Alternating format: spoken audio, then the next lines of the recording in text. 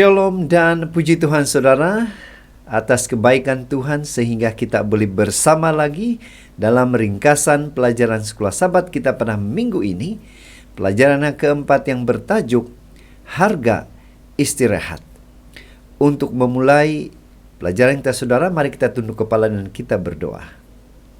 Bapa Syurgawi, pada hari ini kami sangat bersyukur karena kesempatan yang Tuhan berikan untuk kami sama-sama mempelajari pelajaran sekolah Sabat kami. Terima kasih menyertai kami Tuhan. Dalam nama Yesus kami sudah berdoa. Amin. Baiklah saudara, kita teruskan. Saya mengucapkan terima kasih karena Anda terus setia bersama dengan saya di dalam pembelajaran sekolah Sabat kita setiap minggu. Pelajaran keempat, harga istirahat. Pertanyaan utama untuk pelajaran kita pada minggu ini ialah bagaimana manusia, khususnya contoh pada hari ini adalah Raja Daud, menemukan istirahat Tuhan yang sejati. Di skrin saudara adalah ayat-ayat Alkitab yang pastinya akan membantu kita di dalam pelajaran kita pada minggu ini. Dan ada baiknya saudara, kesempatan untuk kita membaca sebelum kita meneruskan pelajaran kita seterusnya. Ayat hafalan kita di dalam Mazmur 51 ayat 12 mengatakan, "Jadikanlah hatiku tahir, ya Tuhan, dan perbaharuilah batinku dengan roh yang teguh." Mukadimah pelajaran kita saudara, ramai orang di dunia ini nampaknya terdesak untuk mencari ketenangan dan ketentraman. Mereka sanggup membayar untuk mendapatkan ketenangan atau istirahat ini, seperti menyewa tempat, membeli benda supaya boleh berehat di pejabat, lapangan terbang, atau tempat yang berlainan. Bagaimana dengan istirahat sejati dari Tuhan? Istirahat sejati juga memerlukan kos. Berapa kosnya? Minggu ini kita akan belajar dari Daud bagaimana mendapatkan istirahat sejati dari Tuhan, dan kita akan melihat harga yang dibayar oleh Raja Daud. "Selama aku berdiam diri, tulang-tulangku menjadi lesuh karena aku mengeluh sepanjang hari. Sebab siang malam tanganmu menekan aku dengan berat. Sumsumku menjadi kering seperti oleh teriknya musim panas." Dosa mengambil istirahat kita. Untuk mendapatkannya kembali memerlukan kos, yaitu pertobatan. Kisah tentang dosa dan pertobatan Daud adalah contoh penting di dalam proses mencari istirahat sejati ini. Itu makanya saudara, di skrin saudara adalah topik-topik yang akan kita pelajari bersama-sama. Dan setiap topik ini akan menolong kita untuk menjawab pertanyaan, mendapatkan istirahat yang sejati ini. Nah, yang pertama kita lihat Raja Daud. Apakah Daud harus menyembunyikan dosanya? Kita boleh baca ini dalam 2 Samuel 11. Apa dosa yang coba disembunyikan oleh Daud? 2 Samuel 11:27, "Tetapi hal yang telah dilakukan Daud itu adalah jahat di mata Tuhan." Kemudian juga dalam 2 Samuel 11:3 dan 4. "Lalu Daud menyuruh orang bertanya tentang perempuan itu dan orang berkata, 'Itu adalah Batsheba binti Eliam, istri Uriah orang Het itu.' Sesudah itu Daud menyuruh orang mengambil dia. Perempuan itu datang kepadanya, lalu Daud tidur dengannya." Nah saudara, dalam ayat pertama kita baca ini, tetapi hal yang telah dilakukan Daud itu adalah jahat di mata Tuhan. Nah, kita lihat saudara di skrin bagaimana Daud coba menyembunyikan dosanya. Secara ringkas, kita lihat dari pembacaan kita. Dia tidak memenuhi tugasnya sebagai raja, karena pada ketika itu adalah dalam peperangan. Kemudian, dia tidak berpaling tetapi dia menikmati pencobaan itu apabila dia melihat Batsheba. Setelah itu, dia mencari jalan dan menemukan cara untuk apa? Memenuhi keinginannya. Dan lepas itu, dia melakukan dosa itu. Nah saudara, apakah itu sudah selesai?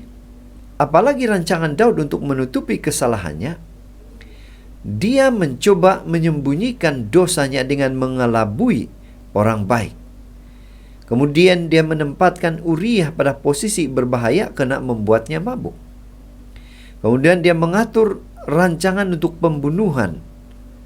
Dia mencoba menyembunyikan dosanya dengan menikahi Batsyeba. Saudara, apakah cara Daud ini sudah cukup untuk menyembunyikan dosanya daripada Tuhan? Jawabannya adalah tidak. Itu makanya saudara, kejatuhan Daud adalah akibat dari serangkai kesalahan yang dia lakukan. Kemudian topik yang kedua menjadi pertanyaan kita, apakah Daud harus mengakui dosanya? Bagaimana dia sadar akan kesalahannya itu? 2 Samuel 12 ayat 13 katakan, lalu berkatalah Daud kepada Nathan, aku sudah berdosa kepada Tuhan. Dan Nathan berkata kepada Daud, Tuhan telah menjauhkan dosamu itu. Engkau tidak akan mati. Nah saudara, apakah Tuhan itu duduk diam dan tidak membuat sesuatu setelah Daud melakukan kesalahan? Tuhan tidak duduk dan tidak melakukan apa-apa. Tindakan Tuhan terhadap dosa nyata Daud ialah dengan mengirim Nabi Nathan untuk menyadarkan Daud. Kemudian Nathan menggunakan sebuah perumpamaan untuk menyentuh hati nurani Daud, menarik rasa keadilan Daud dan pengalamannya sebagai seorang gembala. Di sini saudara, kalau kita membaca firman Tuhan itu lebih lanjut lagi, kita mendapati pertobatan Daud melampaui perasaan bersalah atas dosanya terhadap Uriah dan Batsyeba. Dia mengerti dan sadar bahwa dia telah berdosa terhadap Tuhan. Dosa-dosa kita juga menyakiti Tuhan dan menancapkan paku ke tiang salib yang mengarah ke syurga di Golgota. Berkat pengorbanan Yesus, ada tanggapan langsung terhadap pertobatan sejati, yaitu Tuhan telah menjauhkan dosamu itu. Nah saudara, kita ke topik yang ketiga, mengenai dengan akibat dosa Daud. Apa akibat perbuatan Daud ini? 2 Samuel 12 ayat 6. Dan anak domba betina itu harus dibayar ganti 4 kali lipat, karena ia telah melakukan hal itu, dan oleh karena ia tidak kenal belas kasihan. Saudara, apa yang terjadi kepada Daud setelah dia bertobat? Daud diampuni, tetapi Tuhan tidak menutupi akibat dari dosa Daud itu. Daud menghukum dirinya sendiri dengan kehilangan 4 putranya. Putra pertama Batsyeba, Amnon, Absalom, dan Adonia. Namun, pertobatan juga memberikan kesan. Daud mengatakan, bangkitkanlah kembali padaku kegirangan, kena selamat yang daripadamu. Tuhan mengampuni seorang penzina. Tuhan mengampuni perancang yang jahat dan pembunuh. Bukankah dia juga mengampuni kita? Anugerah Tuhan begitu besar sehingga dia selalu mahu mengampuni kita. Tidak peduli seberapa berat dosa kita. Namun, apa syaratnya? Pertanyaan itu kita akan jawab di dalam topik yang keempat ini, yaitu Tuhan memberikan hati yang baru kepada Daud. Bagaimana itu boleh terjadi dalam hidup Daud? Mazmur 51 ayat 12 katakan, jadikanlah hatiku tahir ya Allah, dan perbaharuilah batinku dengan roh yang teguh. Saudara, Daud datang kepada Tuhan, meminta Tuhan untuk menghapus dosa-dosanya, untuk menyucikannya, dan untuk mengubah pikiran dan perasaan. Dia tidak ingin mengandalkan dirinya sendiri lagi. Begitu juga dengan kita. Kita dapat memiliki keselamatan, sukacita, dan kebahagiaan sejati dengan mengandalkan Tuhan sahaja. Dalam hal ini, hanya Roh Kudus yang dapat mengubah hati kita. Dia menuntun kita pada pengudusan, membuat kita baru, menguatkan kita untuk melawan pencobaan, dan memberi kita istirahat yang sejati. Seterusnya saudara, kita ke topik yang terakhir, yaitu Daud menjadi pemancar cahaya Tuhan. Bagaimana itu boleh terjadi dalam hidup kita? Mazmur 51 ayat 15 mengatakan, "Maka aku akan mengajarkan jalanmu kepada orang-orang yang melakukan pelanggaran, supaya orang-orang berdosa berbalik kepadamu." Saudara, dalam cerita kita, dalam pembelajaran kita hari ini tentang Daud, Daud malu akan dosanya. Dia tidak melupakan noda dalam catatannya. Namun, ada sesuatu yang lebih besar dari rasa malu, yaitu pengampunan. Pengampunan Tuhan membuatkan Daud layak kembali. Dia tidak dapat tinggal diam. Dia harus memperingatkan orang lain agar mereka tidak melakukan kesalahan yang sama.